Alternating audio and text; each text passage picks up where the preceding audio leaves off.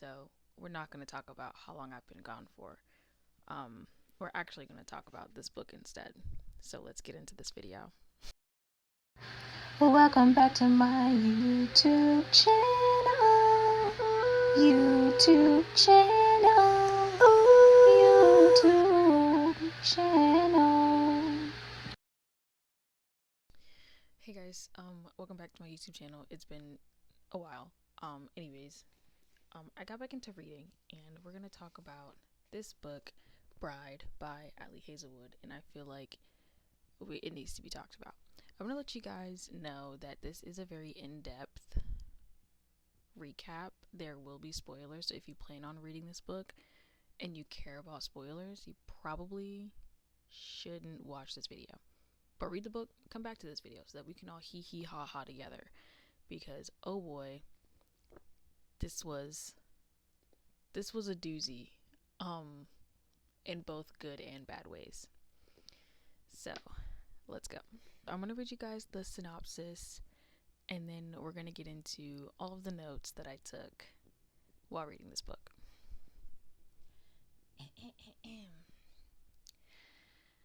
A vampire bride and an alpha werewolf form a dangerous alliance in this enthralling new paranormal romance.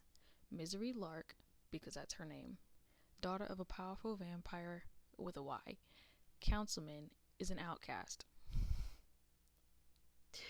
Her days of living anonymously among the humans are over.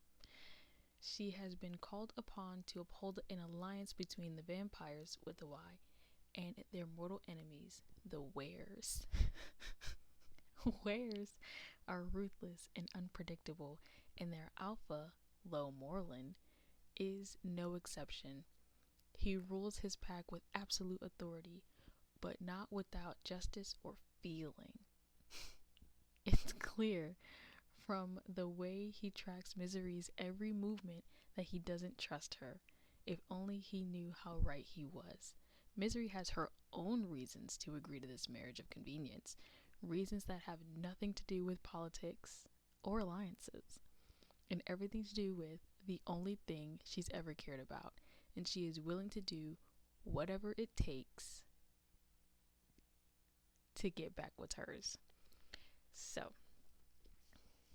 if you have been reading the board behind me, I actually don't know what this looks like yet because on my camera it shows up as backwards.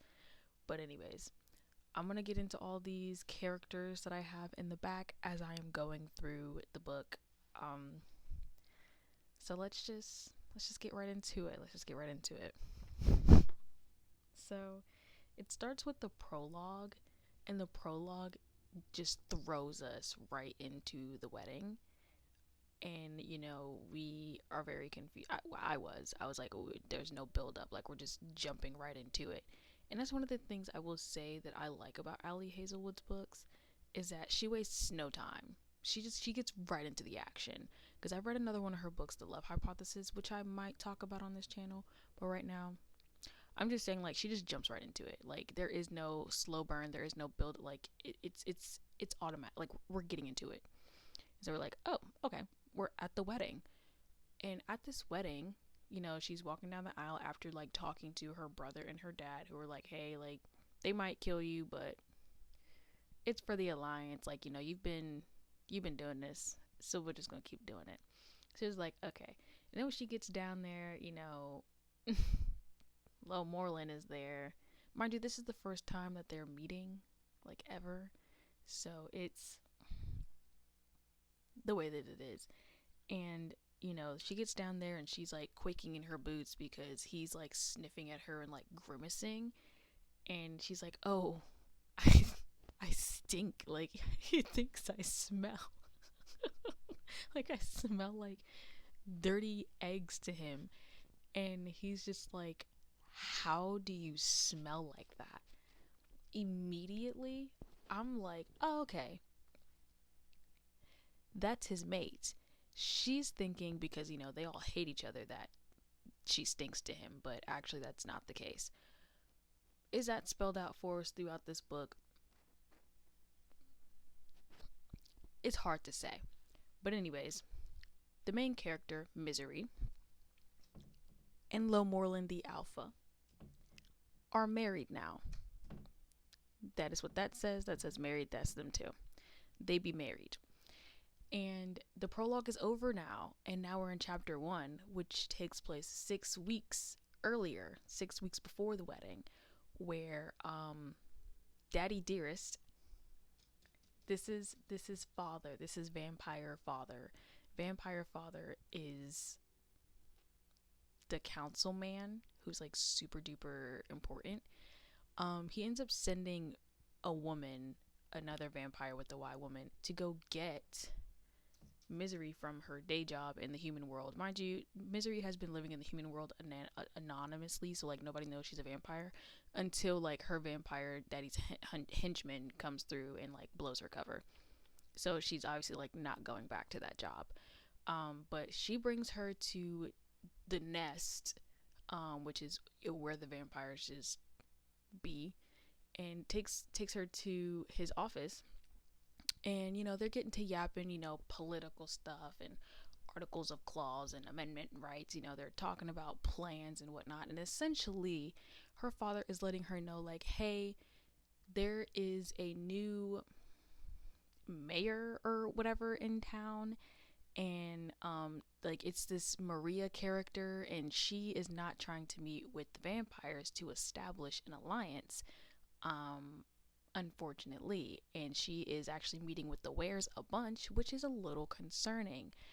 And she's like, okay, well, I don't care, that has literally nothing to do with me. And he's like, yeah, but actually it does, and let me tell you why. So he goes on and on and on, really like not answering her questions. So she ends up like putting a timer on, and it's like, look, you got 10 minutes to get to the chase before I like skedaddle.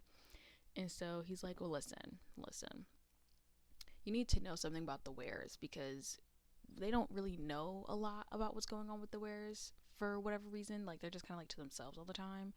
So he's actually like dropping bombs left and right, and it's like, yeah, they're actually under like a new alpha, like because the other one was challenged because he was like some sicko that was just like going into psychosis. So they're like, yeah, so he was challenged low Moreland won, and he is now the alpha, and they're like meeting up to establish alliances. Now let's also bring in the fact that, and I'm throwing a lot of curveballs at you, but these like all of this is being thrown at us in like the first 3 chapters of this book. And we also find out that the vampires and the humans had an alliance when the previous like mayor was mayoring, and essentially they just traded hostages back and forth called collaterals. And a collateral had to be someone who was important or like related to someone who was important. Because if your councilman and your daughter is in enemy territory, you're gonna make decisions that's not gonna get her killed. So essentially, they were called collaterals, and the vampires had one, sent her to the human world, and the humans had one, they were sent to the vampire world. And you're never gonna believe who is collateral.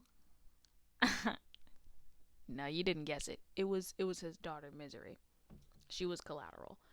So she was raised in the human world, away from vampires. So her dad is like, you've been doing this for a long time, so you might as well just do it again. We're actually going to marry you off into the Were territory to establish alliance. And she was like, yeah, that's cute. Absolutely not. But he says, yeah, it's cute that you think you have a choice, because you're gonna. She's like, no.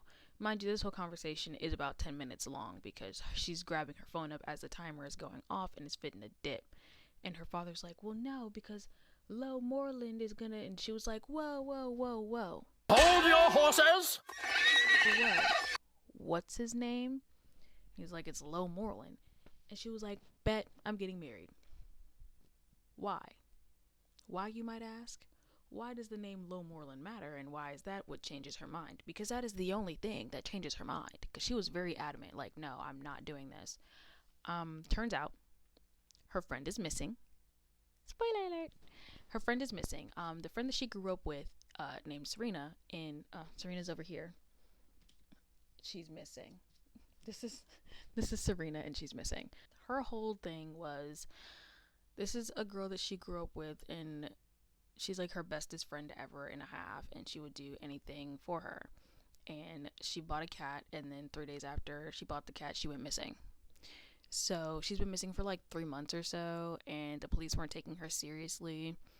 And I just thought it was like, it's kind of funny because when she was talking to the police officers, and the police was like, oh yeah, she just like went, like she's fine, like it doesn't even matter, like, you know, wherever she went, she's fine, like it's probably like off with some boyfriend or whatever.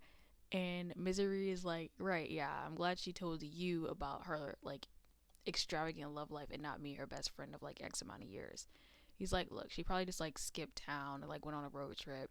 She was like, right, yeah, the my best friend who doesn't even own a car would have skipped town on her what, pogo stick? Shots from out here. Oh, wow. Right. Like, let's be a little serious. So they were like, okay, fine, whatever. We'll listen to you. Fine. But nobody can find her. Nobody knows where she is. So she ends up like going back to her friend's apartment and finds a like agenda book, like a journal, like a planner that has L.E. Moreland written in it. So that's why. So she's like, oh, well, this is my first clue. My friend was taken by an L.E. Moreland. So now we know her whole debacle is she's only getting married to go find her friend and couldn't care less about any alliances. So that is what thrusts us into this story. We are now moving on. It is the wedding reception. I believe it's like chapter 5. And she's hanging around, taking up space. Davenport, who is the previous mayor. I'm pretty sure it's not mayor, but we're going to call him the mayor because he's pretty insignificant. Is talking to Misery, telling her like, your name is kind of weird. Kind of sad. She's like, yeah, it's because I killed my mother, and it's just childbirth, child labor, things like that. But she and him are talking. Well, he's doing more than talking because he's like drunk talking, saying things that really don't matter until like he drops a bomb, and it's like, oh yeah, like the werewolf collateral is, you know, the alpha's mate. Oh God. Balls. That can't be right because we all know that based off of how Lo Moreland was acting at the ceremony that Misery is his mate. So now we have 17 questions because what do you mean? But we're going to move on because that's all we get out of him because he's like, well, no, I can't say anything else about it. I'm not supposed to talk about it. When you did all of the talking just now. Right. So she's like, okay, whatever. I'm going somewhere else. And as she's walking away, she's like making her way like towards the dance floor, but like not to dance. And she ends up walking past Lo Moreland and like a couple of his goonies. And they're like whispering whatnots, like, oh, well, like, you know, you don't know if it's really her. Like, how do you know? Like, surely you're mistaken. And, you know, it's sacred. It's a sacred thing. And he's like, you think I would make a mistake like that? You think I would confuse the sense? You think I don't know? They're like, no, it's not that. It's just she's a vampire. And we're werewolves. How often does that work? You know? And then like some scuffle breaks out. It's pretty useless. And everybody's like on edge because the last time that they tried to do like these vampire werewolf marriages, it ended in bloodshed. As things like this do. So everybody's like really on edge, and anything that's like too loud or like too scuffly, it's an all-out brawl. But no, of course not, because Lo Moreland is a good guy, and we have to see that off rip. Because he ends up calming it down and, you know, strokes children's heads, and it's like, it's okay. They're there. Let's eat cake. So that's that. Then they dance, because it's still their wedding night, so they have the first dance. And Lo just drops it on her and is like, hey, so does your daddy actually hate you? She's like, excuse me. Would you mind maybe a hi? How are you? How's your evening? Do you have a middle name? When's your birthday? But no. he just comes out the woodworks. Does your daddy hate you? Because he just kind of keeps throwing you into these like hostage trades, and surely enough, he wants to get you killed. Either that, or you agreeing to it, you must be a martyr. She's like, yeah, none of your business. I'm a big girl. I can make my own decisions. And in the middle of their conversation, a human waiter comes over and tries to stab Misery in the neck mid first dance in a room full of people. Nobody moved. Everybody was just gonna let it happen. Because the vampires don't like her. They think she's a traitor. The werewolves don't like her. She's a vampire. And the humans don't like her because she's a vampire. So everybody's just gonna watch her get died. But not Lil Morland. No, he catches that knife and bleeds his green blood. Thing's green. Green.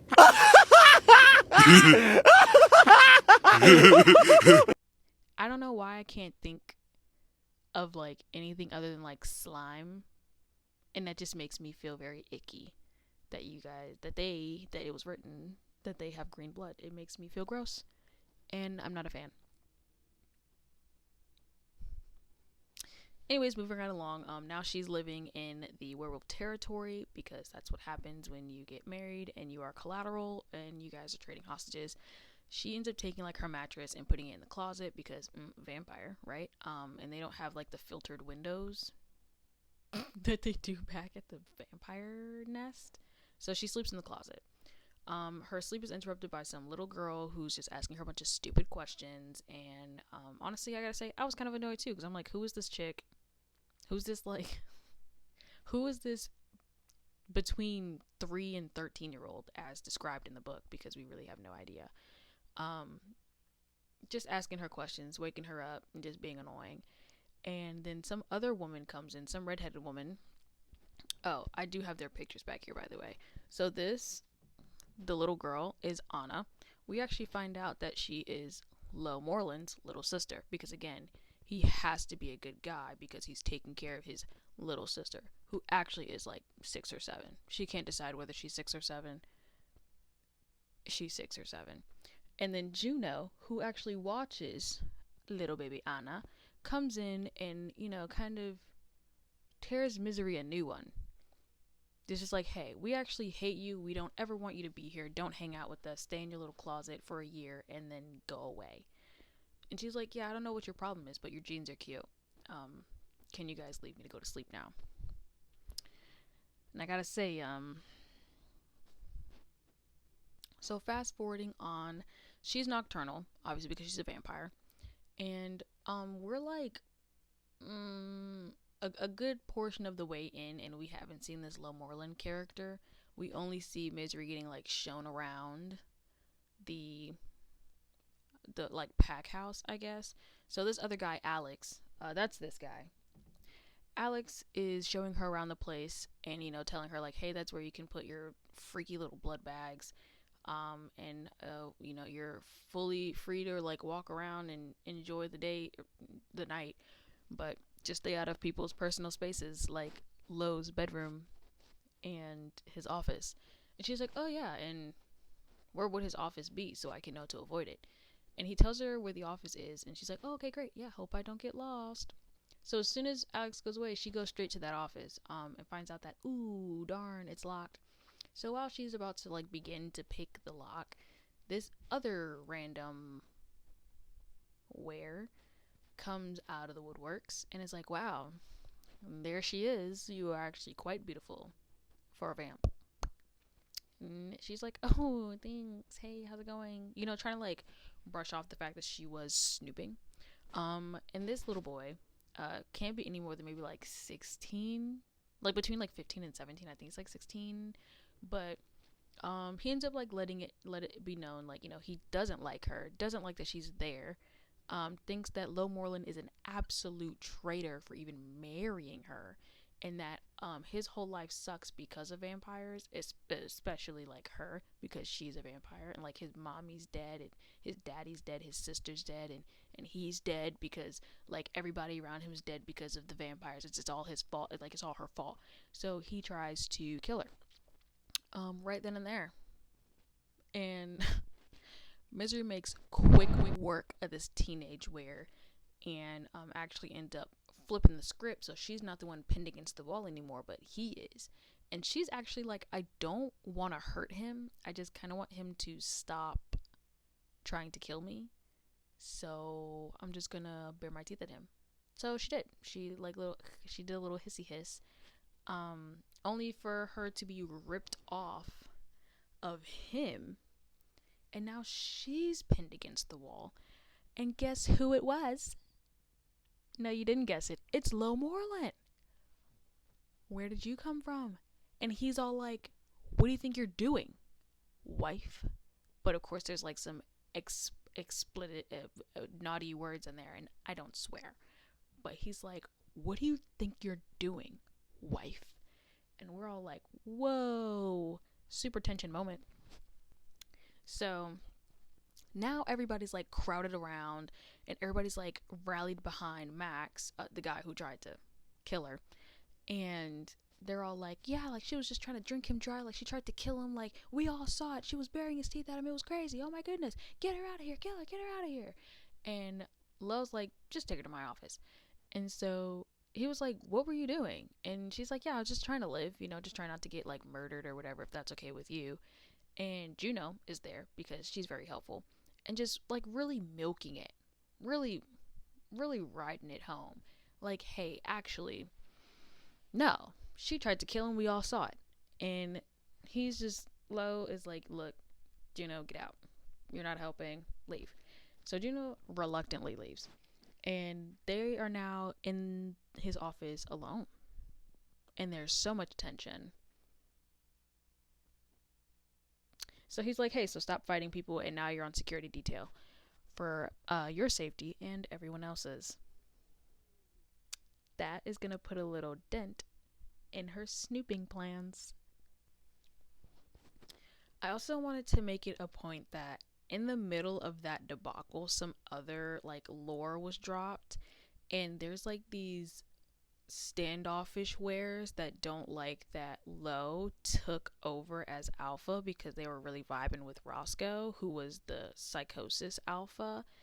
And the ones that don't like Lo are called the loyalists, the loyals, or something like that. And they believe that Roscoe's mate, Emery, her picture's very tiny down here, but she's there. But they think that she is behind all of this, and they are going to start looking into it a little bit more, because it's unbelievable that little baby Max, who's like between 15 and 17, would be talking so egregiously about their alpha unless he had some guidance. So we're fast forwarding some more because, truth be told, I can't really remember all of the things that happened in this book. I think I finished it like 2 weeks ago.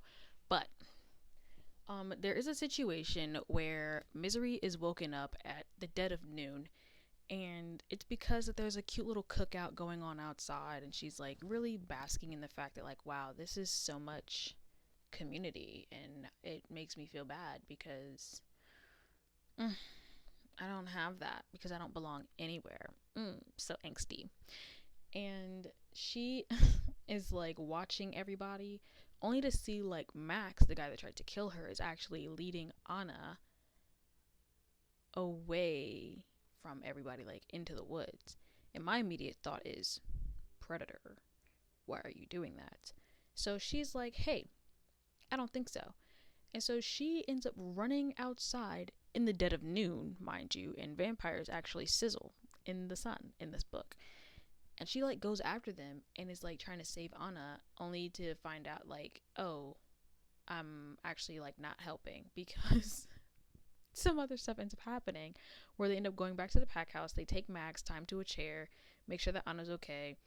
And Cal, who is a werewolf, this is Cal, he's the redhead, boop, over here. Cal, Mick, Alex, Juno, some other people also who it really doesn't matter.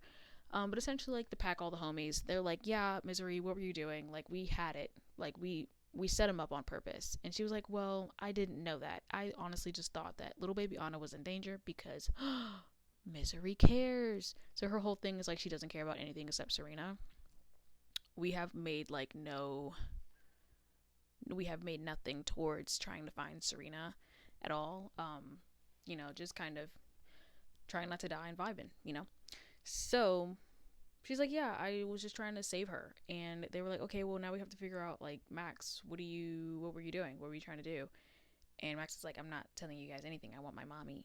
And they're like, yeah, that's cute. You're not going to get your mommy. You want to make adult decisions. You're going to be treated like an adult. Now tell us, or else we're going to Torture you.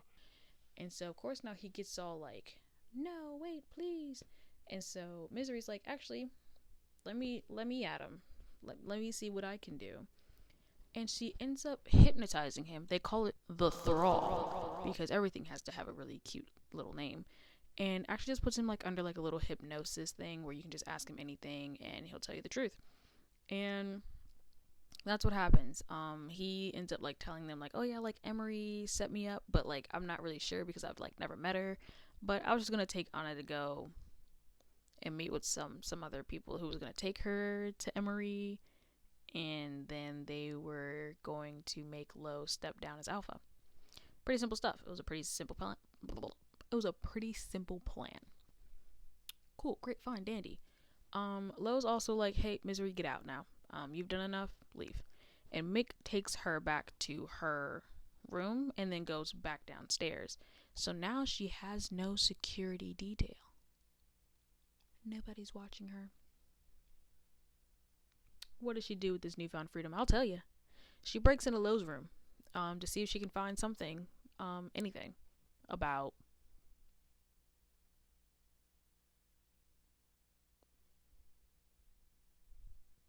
Serena is her name. Yep. About Serena. However, she doesn't really find much. She doesn't find much in there. She finds some drawings because he was an architect, because like that's important. But underneath all of those things was a picture of her, like he hand drew. She's a little freaked out by it, but we move on. So then she ends up in his office and is like going through his computer to like find whatever Serena could have been working on. So she's like looking up Serena, the place she worked, a couple of names, all those things. And while she's like, tracking it, because like she's good at computer stuff. Like she's IT dome major, whatever. She's good with computers. And she's like tracking her down, trying to find some stuff, ones and zeros and coding and stuff all popping up and whatnot. And underneath of her, she hears a low little growl, and she's thinking it's the cat, because the cat plays a huge part in this book. But anyways, turns out it's not the cat; it's a wolf. It's actually Cal, who was guarding the desk, waiting for her because they knew that she was going around snooping. So she's caught. And Lo comes in and is like, what are you doing? And she's like, oh, I was just lost. And he's like, right, that would work on someone who's an idiot. Okay, what are you doing in my office? And so he tells Alex, that guy, to hop on the computer and figure out what she's doing. And they end up like complimenting each other. Like Misery and Alex are kind of like, wow, like you have like really good skills here. Like, yeah, your firewall that you put up is really, really cool. It was really hard to get past, It's like, yeah, but you got past it, so you must be pretty good too. Like they're just like really stroking each other's egos there. But they end up finding out like she was looking for Serena and all that jazz. And so then Lo's like, all right, everybody get out. I'm gonna talk to her by myself. And Lo is like, all right, spill. What's the deal? So finally, Misery's like, all right, listen, I'm looking for my friend. She went missing a little while ago, and she left this, and I'm looking. Though he's like, so you think a where took her? He's like, yeah. Okay, who? You actually. We think that you took her. And he's like not surprised by this. He's like, okay, so you think I took her, but I know I didn't take her, so now we're confused. And while they're like having that conversation, little baby Anna, the little sister, runs in, is like, oh my goodness, Lo, where were you this whole time? It's like, girl, stop. You're ruining stuff. And while she's in there hugging up on her big brother, Juno is like calling her by her full government name, Liliana Esther Moreland, which is that L.E. Moreland that was in Serena's notebook.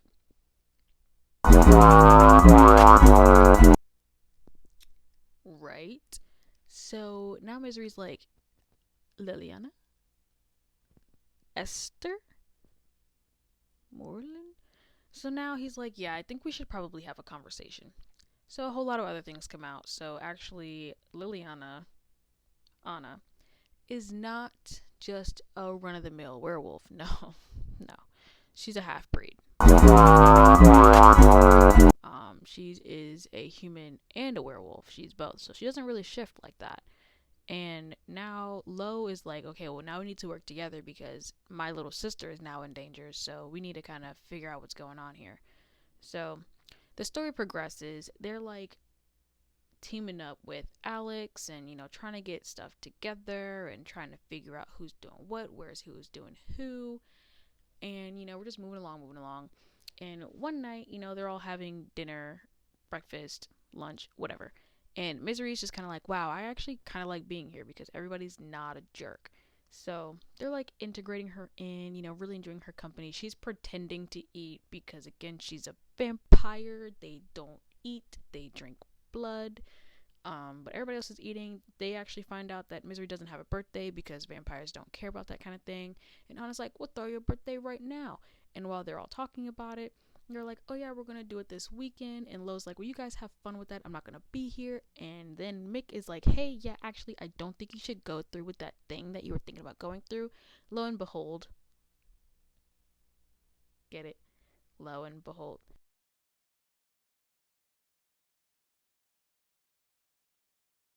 Anyways, Lo is actually about to pull up to Emery's domain to demand some answers, to go scope around, to go snoop by himself.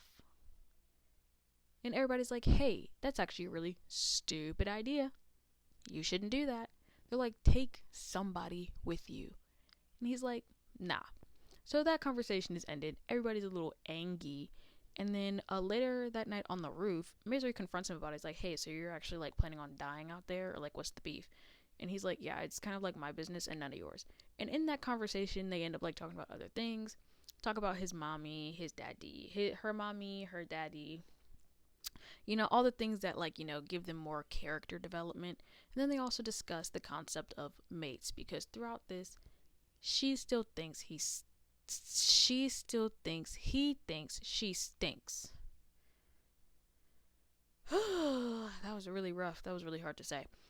But anyways, they're talking about the concept of mates. He's talking about it like he has one. And she's like, man, it's probably that Gabby girl.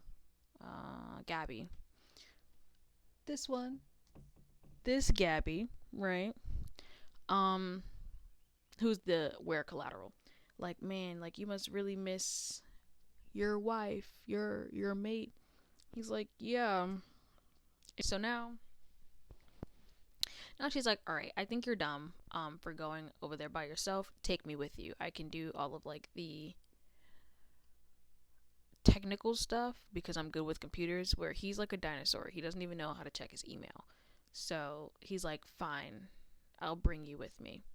But in order to do that, they have to know that you're from my pack, so they won't attack you. So therefore, I need to mark you. Ew!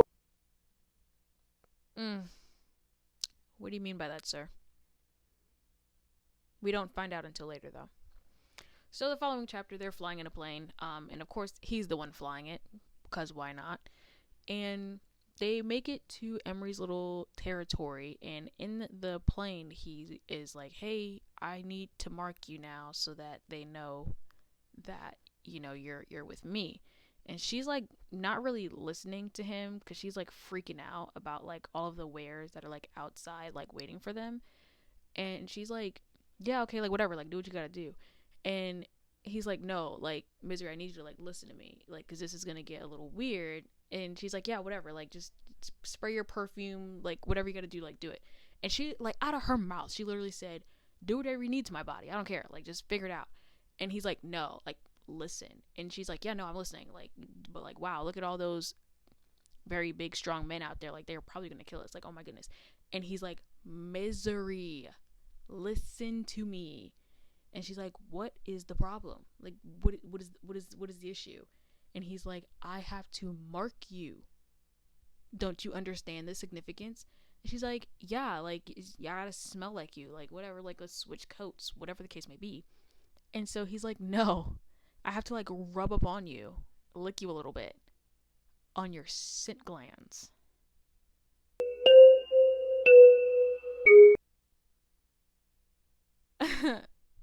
What are we talking about? And she's also like, oh, I see. I'm reading this and I'm like, what are you talking about? What do you mean? I don't I don't like this game anymore. I'm not having fun. So that's what is. As you can see, I'm very distraught. I can't even get my words out. But that's what they end up doing, and that ends up turning into a very hot and heavy, tensioned situation, to say the least. Anyways, we're gonna go ahead and blow past that. They get off the plane, they meet everybody, all that jazz, and like, they're meeting the Emery character, and she's like, hey, yeah, hey, how's it going? What's this like? I don't really know what the whole point of them, like, coming there. Like, they were invited, but, like, it only matters, like, a little bit. But fast forwarding, they have, like, a dinner, and at the dinner, because Misery is a vampire, she doesn't eat food. She's like, dang, I have to feed. And he's like, Lo is like, oh yeah, let me help you with that. This is actually just a ploy, because while everybody's hanging around at the dinner or whatever, they're actually going to go and start planting, like, microphones and, like, little cams in places that they can, like, hear and see everything. And it's great because Cohen, who is Lo's bestie or uncle or somebody close to him, he actually, like, stayed with him for a little bit. Cohen is, like, almost kind of like creating a diversion, if you will, but he's just being himself, and it's usually it's pretty taboo the way that he is, but I enjoy him. He's pretty fun.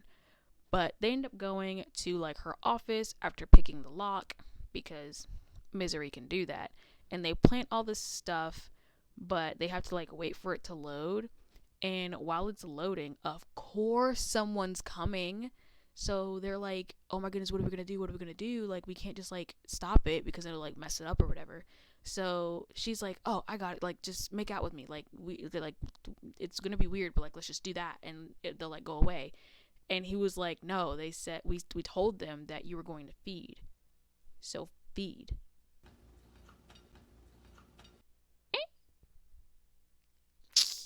What do you talk? No. What do you mean? And she's also like, no, that you don't understand how, like, insanely intimate that is. Like, I'm not doing that. And he's like, yeah, actually, you kind of don't have a lot of time. You either do that or we get busted. So she feeds. She feeds is what she does, and it is exactly that. It is extremely intimate. It's very weird. It's weird to read, to say the least, and it's double weird to be talking about it. But things get hot and heavy and gross, and they walk in on it, the guards, and they're like, ooh, ew, gross. And then when they're all done, Emery comes back through, and she's like, yeah, I thought I locked this door. And she's, like, grossed out too, like, because she can see, like, she was feeding on him. Thing's green. And she's just like, ugh, filthy monsters. And that is what it is. It's almost like defilement for wares. So yeah, and then Cohen was just like, cool, glad we could all get that squared away. Let's move on. So they're moving on. They actually get a call from back home, and Anna's sick, because of course she is. So they go back home in the plane that Lo was flying, and Anna has human sickness. So Misery's like, here's some medicine for her, and she's fine. Moving on. The next day though,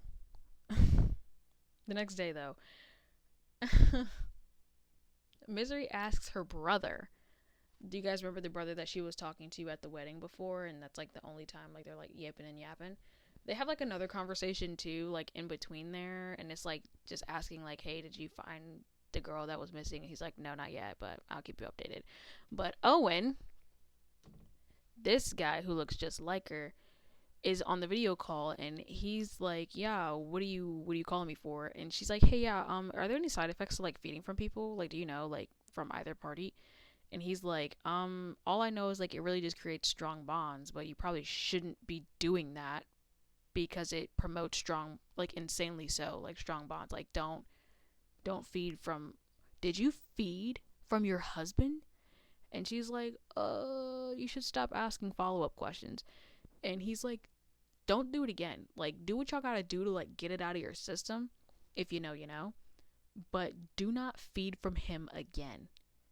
That doesn't last very long because of course she does it again. But we're never gonna talk about it because I've talked about that enough.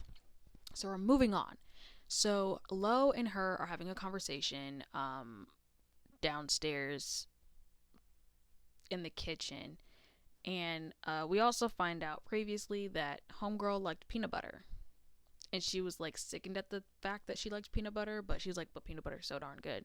So she's like eating peanut butter while she's like talking to Lo. And oh my goodness, then when they're getting like a little tense again, she ends up like conking out, like just knocking out or whatever. And everybody's like, what happened to her? Turns out her peanut butter was poisoned. Poisoned peanut butter is what happened. So they had to call in a doctor that's like specifically for her, and it's the doctor that she knew when she was a collateral in the human world.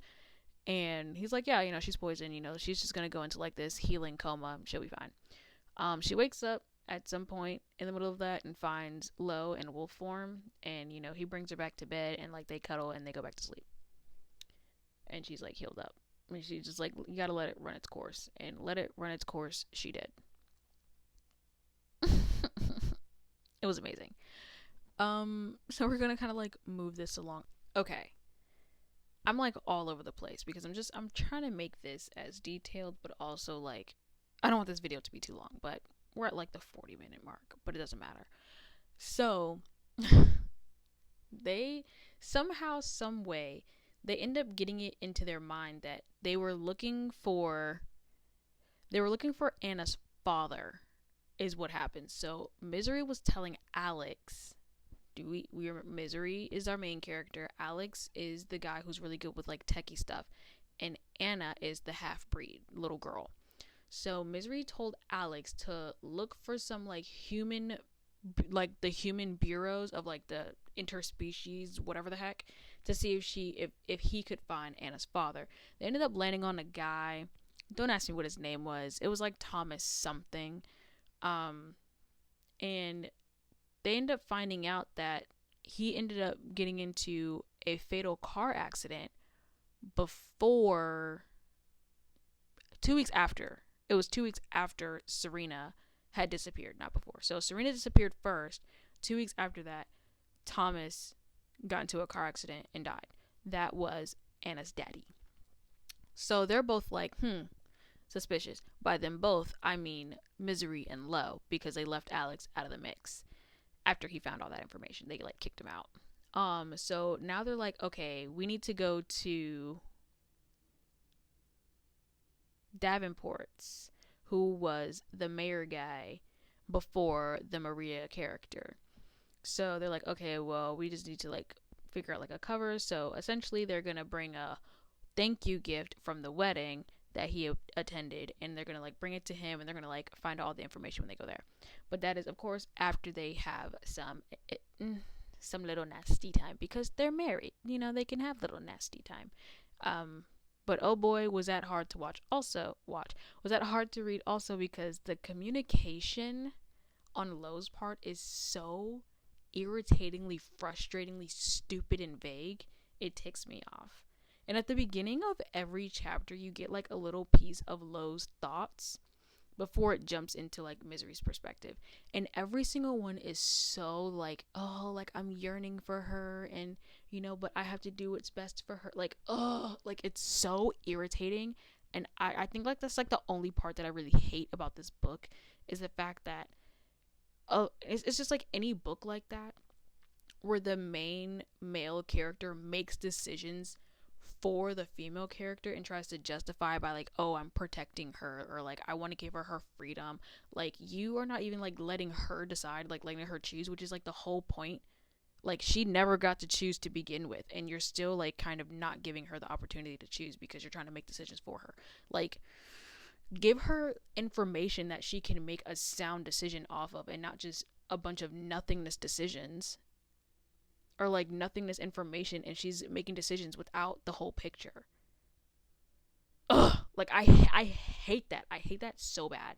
But that's not the point. Anyways, so their communication during their little Nikki time is just stupid, and I honestly just fast forward past it because it was ticking me off. So moving on, they end up going all around town to find a little gift for Davenport to keep the little plan going. They get to his house, give him the gift. They're having dinner. And Davenport lets it slip like, oh yeah, Thomas used to get around and he knew your mommy too. That's how things went. And so Lo was like, you're not gonna call my mommy a promiscuous garden tool without some backlash. So he like throws him up against the wall, choking him out, and is like, Why did you kill Thomas? Why did you do it? and he was like, because he was talking to a journalist about my money laundering schemes. And they're like, are you kidding? Get out of here. So they end up leaving, and they're like, okay, well, we got that information, I guess. So he killed him because of money laundering. Stupid, but okay.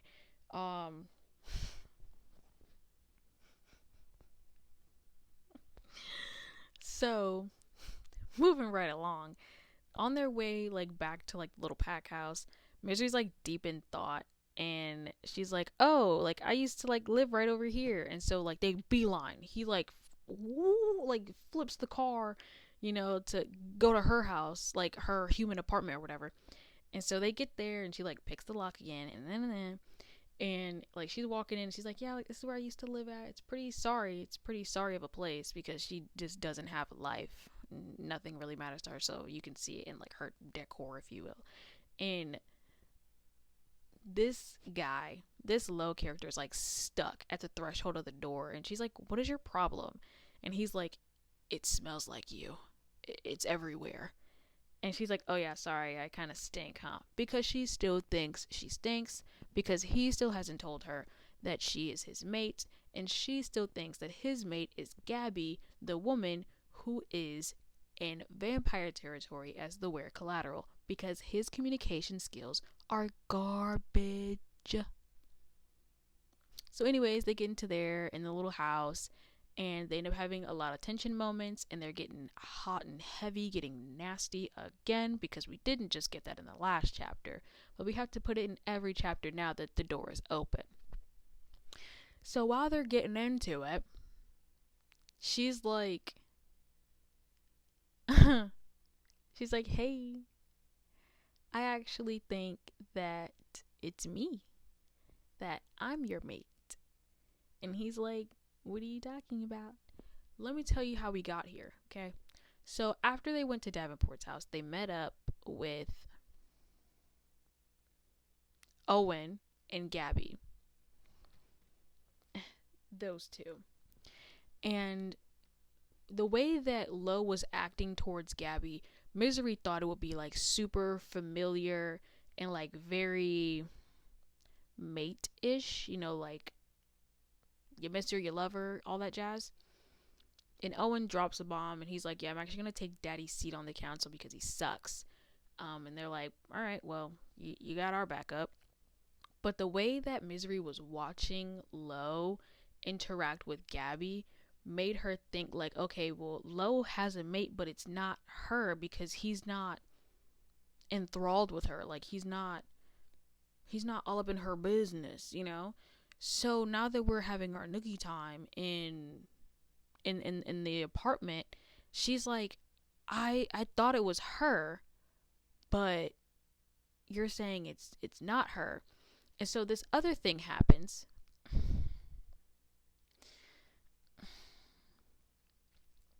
There are certain things that happen to werewolves when they find their mate and they're having fun adult time. And that is that they. And that is all you're going to get out of me. So, if you know, you know. If you don't know the Omegaverse, I'm sorry, girl. I cannot help you, but there's only so much I'm willing to say on YouTube, okay? But essentially, it gets that way. And so she's asking him, well, has this ever happened to you before? Like, does it do that for other people? Like, you know, I know you've like been with humans. And he's like, no, it only happens between two specific people. And she's like, but it's happening to you with me. And Misery's not an idiot, apparently, you know, even though like this entire book she's kind of been ignoring all of the signs. Like, she's supposed to be like this really smart girl, and she was just unable to kind of fit all that together. But okay, sure. But anyways, she's like, you know what I think? I think that it's me. I think I'm your mate. And he's like, ooh, actually, I don't know what I did to give you the impression that you were anything of the sort. And she's like, stop kidding around. Like, everything that you said like adds up, and it's obviously us. And he's like, oh no, I'm sorry. Like, I enjoy your company. Like, I enjoy talking with you and being with you and even having sex with you, but I'm sorry. And she's like, no, you're just trying to push me away, because what are you talking about? And he's like, yeah, no, like, I don't want, we're not. And she's just like, no, that doesn't make any sense. Like, no, like, I know I'm right. And then he ends up throwing her past in her face. Like, oh yeah, like you would love the idea of having like somewhere to belong, eternal like love, because you have never had anywhere to belong. Everybody's always hated you and nobody loves you, and you would love to love if someone loved you. Child. Anyway, so when did we get so jerkish? This entire book, and also, mind you, we read what he feels at the beginning of every chapter. So we know this is blatant lying. He's lying. False. And he's being a jerk about it. Now, I don't want to sit here and say that I am going to sit here and say it. He sucks. This was a very sucky way to do it. And honestly, I feel like that would have been a really good time for him to just come out and say, like, yeah, you're my mate, but I don't think it's going to work. And here's why. Or, like, express his concerns. Because, sure, even if they weren't mated, you guys are still a married couple. Even if it is just for an alliance. And that was just, like, a terrible, like, throwing her very hurtful past in her face like that to try and save her, to set her free, is just so ugly to me. It was so ugly. And the book continues on, and they obviously end up getting together again, but I don't think Lowe did enough groveling, in my opinion, because he said some really hurtful things and got her caught up in some foolishness, and like it's just like it's swept under the rug. And I think, like, I just hate that. I think, honestly, I hate that the most. I don't like that he was essentially toying with her the entire time. Like, he knew that they were mated and made her feel something for him, and she was fine feeling stuff for him. Like, we can read, like, she was fine feeling stuff for him. Like, she was ready to be like, I love you and I want to spend the rest of my life with you. Just for him to turn around and smack her in the face like that. I'm sorry. Like, I don't like him for that. Because I'm like, oh, like, he's cute, like, or whatever, like, but then he goes and he pulls that. Now I hate you. Because why would you say that to anybody who you know has, and I don't even want to call her fragile, because she's not fragile, but essentially, like, homegirl has been through enough, and then everything that she went through, you threw that back in her face to try and protect her. Mm-mm. Sorry, that just doesn't sit well with me, and I really didn't like that. But we're gonna move past my opinion because it doesn't matter. Moving on, as best as we can. Mick ends up picking her up. Mick was one of the, he's right here. This guy, he ends up picking her up because Lo is like, oh yeah, like your brother called and something happened with whatever footage they found of Serena's apartment. It, like, Serena's missingness was like such a minute portion of this book. It was really just Lo and Misery doing this whole like push and pull act.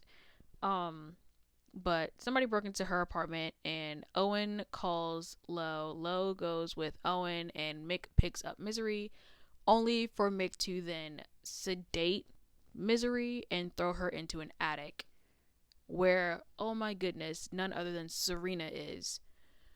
No way. So it kind of is like another, like, boo, tomato, tomato. Like, we thought, like, Misery was gonna have, like, this whole, like, go get him feminist girl, like, boss girl, I'm gonna find my missing friend because that's what's, like, driving her. Only for her to just kind of, like, stumble into the solved mystery, which I just kind of think was kind of lame. Not gonna lie. just a little lame. Just a little bit. But now we're kind of just like, okay, well, what is she doing here? What are we doing here? So she's been missing for like 3 months and some change. And the 20 minutes that Misery's there, they break out. And then they're like, oh crap, we're actually at the nest. So what are we doing back at the nest right now? So we were locked up in the nest, but we're being guarded by werewolves. Make it make sense. So the chick that ended up pulling Misery from the human world, from her human job, pops up again in the stairwell while they're running away, and it's like, hey, yeah, your daddy wants to see you in his office.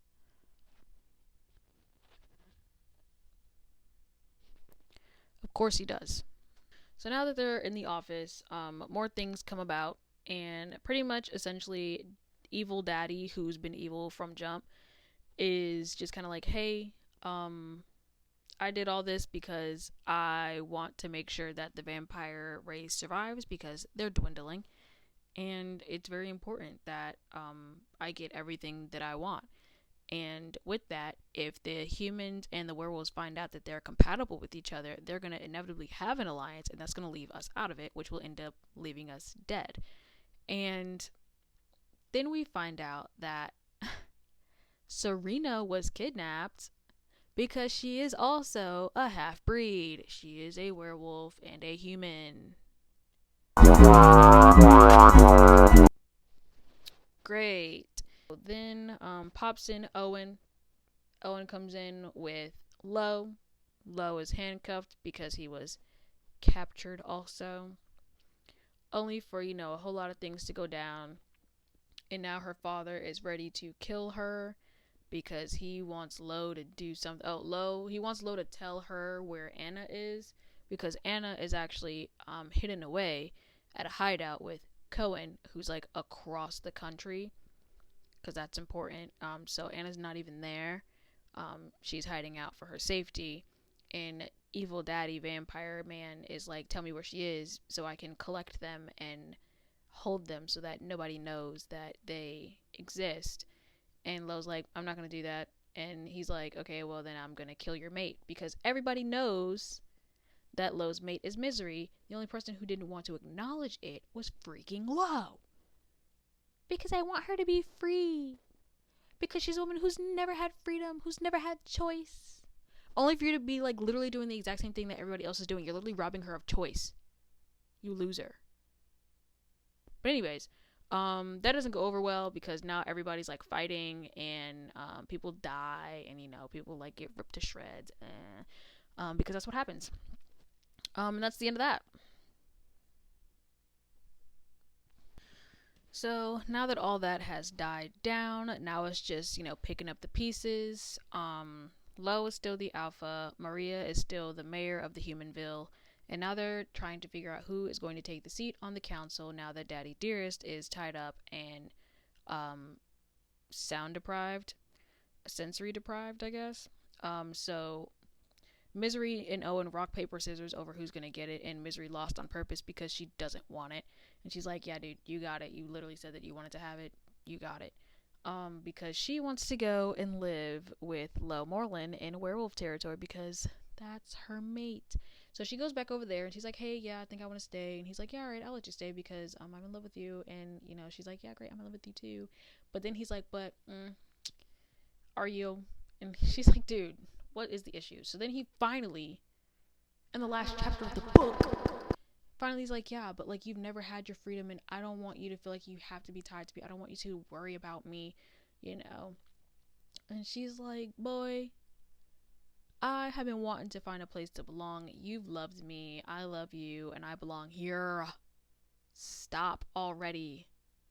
The self-loathing and the self-sacrifice is so overplayed. Like, stop. I want to stay, and it really has, honestly, it has nothing to do with you. Like stop already. Like, enough. And so they end up making out, and they seal the deal with some married people bedroom time, and that's that. So the book ends with them getting it on. True story. There is an epilogue, and nothing really fanciful comes from the epilogue other than the fact that we now know that there is going to be a second book. There is going to be a sequel to this book, and it is called Mate, and it is going to be because Cohen, I don't know if you guys remember Cohen, but Cohen was the guy who was hiding Anna, and he was also the guy that was, kind of causing the distraction when we were planting things in Emery's house. Cohen, that guy, he's an alpha, actually is mated. Also, guess to who? Take a guess. No, this isn't some like gross Twilight thing where he's like imprinting on baby Anna. No, because this writer has some sense. He ends up getting mated to Serena. I can't reach it. To Serena, the girl who's been missing this entire book. So that's what the second book is going to be about. And I'm not gonna lie, I'm actually kind of excited for that because she's a half-breed, and the whole debacle was it's too unpredictable how the world is going to respond to half-breeds. Like, either we're gonna like enjoy it and be like, okay, great, we're all compatible and we're gonna live in harmony, or it'll be the exact opposite and they would think like, oh, she's an abomination. So I'm excited to see where that goes. And that comes out October 7th. And I will be reading it, and I will probably talk about it. That is the end of this book commentary, review, yip yap, or whatever you want to call it. And I will probably do more of these because I have finished a multitude of books recently, and there's so many things that I have to say about all of them. So, with that being said, do please stay for whatever else comes through, and I'll see you guys in the next video. Maybe. Bye. Bum bum bum bum bum bum bum bum bum bum bum bum bum bum bum bum bum bum bum.